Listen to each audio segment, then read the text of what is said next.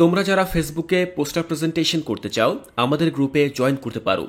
ফেসবুকে class 6 to 9 poster presentation লিখে search করলেই আমাদের গ্রুপ পেয়ে যাবে। আমাদের এই গ্রুপে জয়েন হয়ে তোমার ক্লাসের সকল বিষয়ের পোস্টার অন্য সবার সাথে শেয়ার করতে পারবে। আসসালামু আলাইকুম প্রিয় শিক্ষার্থীরা, কোর্সটিকায় আজকে আমি আলোচনা করব তোমাদের ইংরেজি বই থেকে 7.2.1 এই অ্যাক্টিভিটি নিয়ে। এই অ্যাক্টিভিটিতে একটি টেক্সট রয়েছে। এই টেক্সটটি আমি তোমাদেরকে এখন বাংলায় অর্থ সহ বুঝিয়ে দেব। তো প্রথমে চলো দেখে নিচ্ছি যে আমাদেরকে ঠিক কী করতে হবে। লেখা আছে রিড দ্য ফলোইং টেক্সট, নিচে যে লেখাটি রয়েছে সেটি পড়ো। দেন ইন পেয়ার্স অর গ্রুপ, তারপরে দলগতভাবে বা জোড়ায় জোড়ায় identify examples of linguistic features of instrumental power and neutralisation of that পাওয়ার। দেখো, এরপরে আমাদেরকে আইডেন্টিফাই করতে বলা হয়েছে ওই সকল এক্সাম্পল বা উদাহরণগুলোর যেগুলো মূলত ইনস্ট্রুমেন্টাল পাওয়ার এবং নিউট্রালাইজেশন তার মধ্যে আমরা লিঙ্গুইস্টিক ফিচার হিসেবে পেয়ে থাকি। তো প্রথমে আমাদেরকে নিচে যে টেক্সটটি রয়েছে সেই টেক্সটটি পড়ে নিতে হবে। তো আমি প্রথমে তোমাদেরকে বাংলায় অর্থসহ এই টেক্সটটি বুঝিয়ে দেব এবং তারপরে এর পরবর্তী পৃষ্ঠায় যে ছকটি রয়েছে সেই ছকটি বুঝিয়ে দেব। তো প্রথমেই চলো আমরা টেক্সটটি বুঝে নিচ্ছি। দেখো, প্রথমে এখানে বলা রয়েছে Diba and Nazmun are two friends. Diba এবং নাজমুন তারা পরস্পর বন্ধু। লাস্ট স্যাটারডে, গত শনিবার, Diba came to visit Nazmun schools. Diba came to visit Nazmun's school. Diba নাজমুনের স্কুলে পরিদর্শন করতে আসে। The school is on the outskirt of the city. দেখো, সেই স্কুলের অবস্থান কি সেটি বোঝানো হয়েছে। আউটস্কার্ট বলতে বোঝায় উপকণ্ঠ। তো সেই স্কুলটি মূলত শহরের একেবারে উপকণ্ঠে অবস্থিত। On their way to the school, স্কুলে যাওয়ার পথে, Diba loved the serene and quiet environment of the area. দেখো, এখানে বলা হয়েছে দিবা লাভড দ্য সিরেন। সিরিন বলতে বোঝায় নির্মল, অ্যান্ড কোয়াইট, এবং কোয়াইট বলতে বোঝায় শান্ত বা নিস্তব্ধ। তো দিবা তার স্কুলে যাওয়ার পথে সেখানকার যে নির্মল এবং শান্ত পরিবেশ রয়েছে সেই এলাকার পরিবেশটিকে সে অনেক পছন্দ করে ফেলে। আফটার রিচিং দেয়ার, এবং সেখানে পৌঁছানোর পরে, অর্থাৎ তাদের সেই স্কুলে পৌঁছানোর পরে, out of curiosity, Diba looked at the notice board hang beside the school gate. Curiosity অর্থাৎ কৌতূহল। তো আউট অফ কিউরিওসিটি, সে কৌতূহল বশত, দিবা looked at the notice board, তখন সেই স্কুলের যে নোটিস বোর্ড রয়েছে সেদিকে সে তাকায়।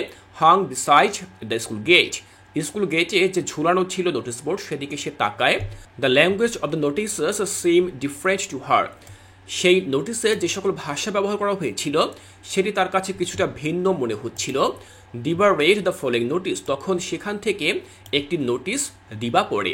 দেখো, তারা সেই স্কুলে গিয়ে পৌঁছালো এবং পৌঁছানোর পরে স্কুলে ঢুকতেই স্কুল গেটের সামনে তারা একটি নোটিস বোর্ড দেখতে পেল এবং দিবা সেখানে যে সকল নোটিশগুলো দেখতে পেল তার কাছে মনে হলো যে নোটিশ লেখার এই ভাষাটি একটু ভিন্ন। তো তখন সে কৌতূহলবশত সেই নোটিশগুলো পড়তে শুরু করলো, যার মধ্যে একটি নোটিশের কথা এখানে উল্লেখ রয়েছে। দেখো, এখানে সেই নোটিশটি লেখা রয়েছে। তো আমি তোমাদেরকে নোটিশটি পড়ে শোনাচ্ছি। লেখা রয়েছে, the students who like to submit their forms are requested to attach 2 copies of passport size photographs and birth certificates with photocopies of their parents' NID cards. দেখো, এখানে বেশ বড় একটি বাক্য রয়েছে, আমরা ভেঙে ভেঙে পড়লে বুঝতে পারবো। বলা হয়েছে the students who like to submit their forms, অর্থাৎ যে সকল শিক্ষার্থীরা তাদের ফর্ম সাবমিট করতে চায় তাদের কাছে অনুরোধ করা হয়েছে to attach 2 copies of passport size photograph, অর্থাৎ তাদের 2 কপি পাসপোর্ট সাইজের ছবি এটি তাদের কাছে চাওয়া হয়েছে। অ্যান্ড বার্থ সার্টিফিকেট, তাদের কাছে জন্ম নিবন্ধন সার্টিফিকেট সেটি চাওয়া হয়েছে। With the photocopies of their parents NID card, তাদের পিতামাতার যে এনআইডি কার্ড রয়েছে বা জাতীয় পরিচয়পত্র রয়েছে তার ফটোকপি সহ এইগুলো জমা দিতে বলা হয়েছে। Again, as the teacher have responsibilities to carry out, the interested students are requested to meet the teacher from 10 to 11:30 a.m. on Monday and Wednesday. দেখো, বলা হয়েছে যেহেতু টিচারদেরকে, অর্থাৎ যে সকল শিক্ষকরা এই রেসপন্সিবিলিটি বা এই দায়িত্বে রয়েছে তাদের কাছে বলা হয়েছে ওই সকল শিক্ষার্থী যারা মূলত আগ্রহী, interested, requested to meet the teacher, অর্থাৎ ওই সকল শিক্ষকদের কাছে তাদেরকে সাক্ষাৎ করতে বলা হয়েছে সকাল 10টা থেকে 10:30 মানডে অ্যান্ড ওয়েনেসডে, অর্থাৎ এই সকল দিনে, সোমবার এবং বুধবার, এই সকল দিনে তাদের সাথে সাক্ষাৎ করতে বলা হয়েছে। তো এই নোটিশটি সে মূলত তাদের সে নোটিশ বোর্ড থেকে পড়লো এবং পড়ার পরে সে কি বললো, দেখো, ড্রয়িং নাজমুন অ্যাটেনশন, তখন সে নাজমুনের দৃষ্টি আকর্ষণ করার চেষ্টা করলো এবং বলল, the language of your schools notice SIM different, তোমাদের স্কুলে যে নোটিশটি আমি দেখতে পেলাম এটার ভাষা অনেকটা ভিন্ন। তো এখানে ভাষা বলতে কি বোঝানো হয়েছে, সেটি কি একেবারে সম্পূর্ণই আলাদা একটি ল্যাঙ্গুয়েজ? বিষয়টা কিন্তু এমন না। মানে এখানে সে বোঝাতে চেয়েছে লেখায় যে ভাষাটি ব্যবহার করা হয়েছে সেটি হোক ইংরেজি অথবা বাংলা, সেখানে একটু ভিন্নতা রয়েছে, অর্থাৎ লেখার ধরনে একটু ভিন্নতা রয়েছে, এটি সে বোঝাতে চেয়েছে। তো তারপর কি হলো দেখো, Nazmun couldn't understand and asked, is it? তখন নাজমুন সে প্রথমে বুঝতে পারেনি যে আসলে ঠিক সে কী নিয়ে কথা বলছে। তখন সে বলতে পারলো আসলেই কি এটি ভিন্ন। তখন দেখো সে বলল, how is it different from your school, এটি কিভাবে তোমার স্কুলের থেকে আলাদা? তখন দিবা রিপ্লাইড, দিবা বলল, you know in my school the same notice will be written in the following way. তখন সে বলল যে তুমি জানো যে আমাদের স্কুলে ঠিক এই একই নোটিশটা এভাবে লেখা হবে।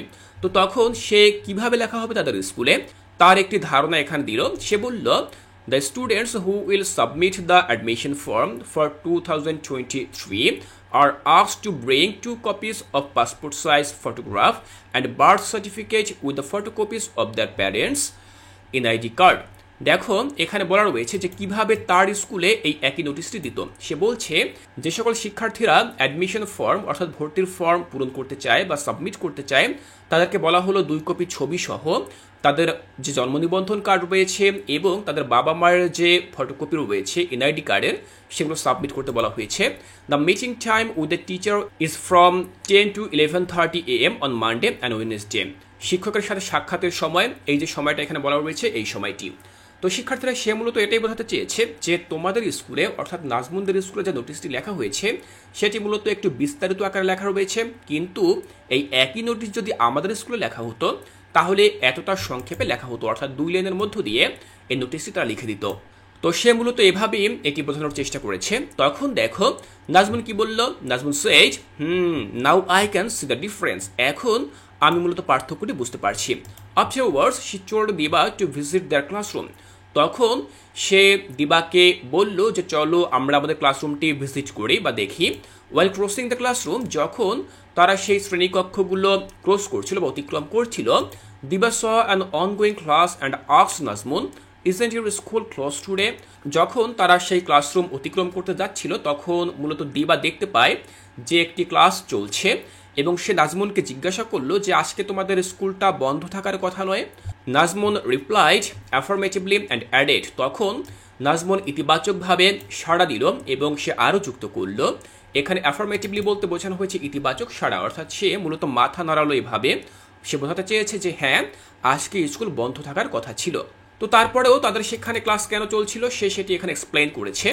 সে বলছে it is an extra class for the students who need extra care, সে বলছে এটা হচ্ছে মূলত একটি এক্সট্রা ক্লাস বা অতিরিক্ত ক্লাস সেই সকল শিক্ষার্থীদের জন্য যাদের এক্সট্রা বা অতিরিক্ত যত্নের প্রয়োজন। Diba again loved the idea and stood for some time to see how the teacher would help the students, তখন দিবা তাদের সেই আইডিয়া বা তাদের সেই ধারণাটিকে সে পছন্দ করলো যে আসলে দুর্বল শিক্ষার্থীদের জন্য যদি অতিরিক্ত ক্লাসের ব্যবস্থা করা হয় সেটি অবশ্যই ভালো একটি ধারণা।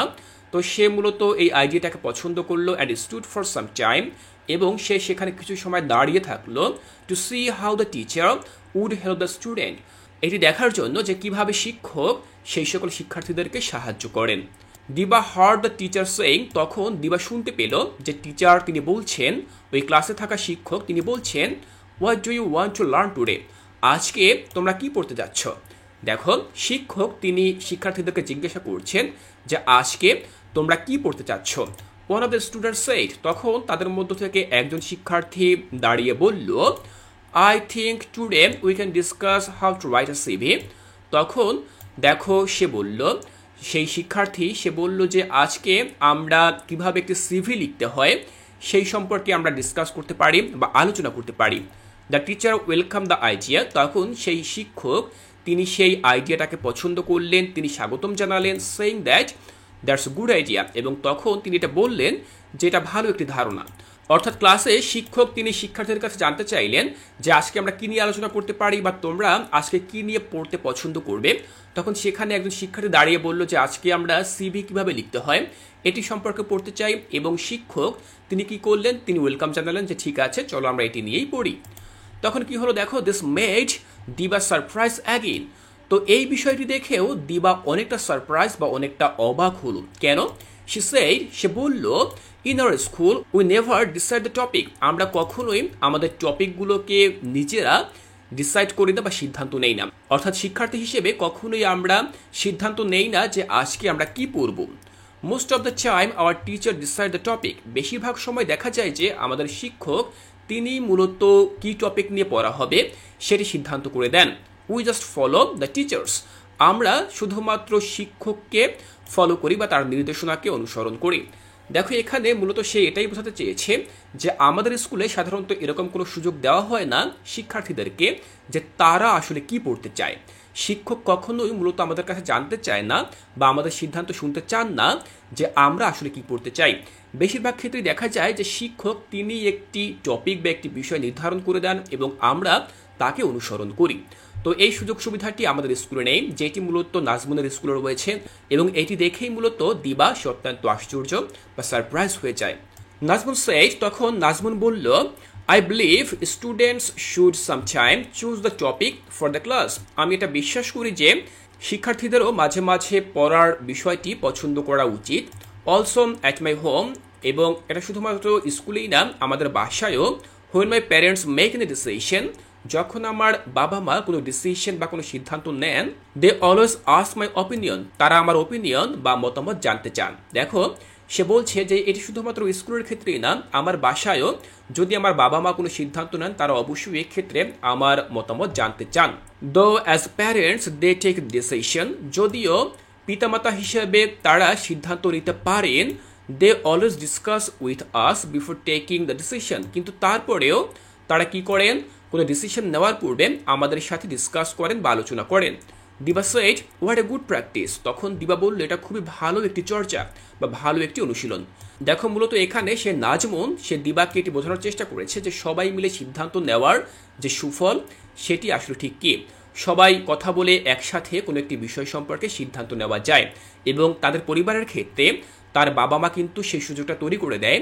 যদিও তারা বাবা মা, তারা বয়সে বড়, তারা অভিভাবক, তারা চাইলে কোনো সিদ্ধান্ত নিতে পারেন, কিন্তু তারপরেও তারা কি করেন, তাদের যে ছেলে মেয়ে রয়েছে অর্থাৎ সন্তানরা রয়েছে তাদের সাথে কথা বলে, তাদের সাথে আলাপ আলোচনা করে তারপরে একটা সিদ্ধান্ত তারা নেন। তো দেখো তারপর কি হলো, ওয়াইল রিটার্নিং, যখন ফেরার সময় হলো, দিবা কমেন্টেড, তখন দিবা একটি মন্তব্য করলো, today I had a great experience.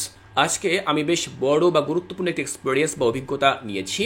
And definitely, এবং অবশ্যই, I will share all this great ideas with my teacher and parents. আমি এই সকল ভালো যে আইডিয়াগুলো আমি শিখেছি এখান থেকে, সেই আইডিয়াগুলো আমি আমার শিক্ষক এবং আমি আমার প্যারেন্টস আমি শেয়ার করব, তাদের সাথে এই বিষয়গুলো নিয়ে কথা বলবো।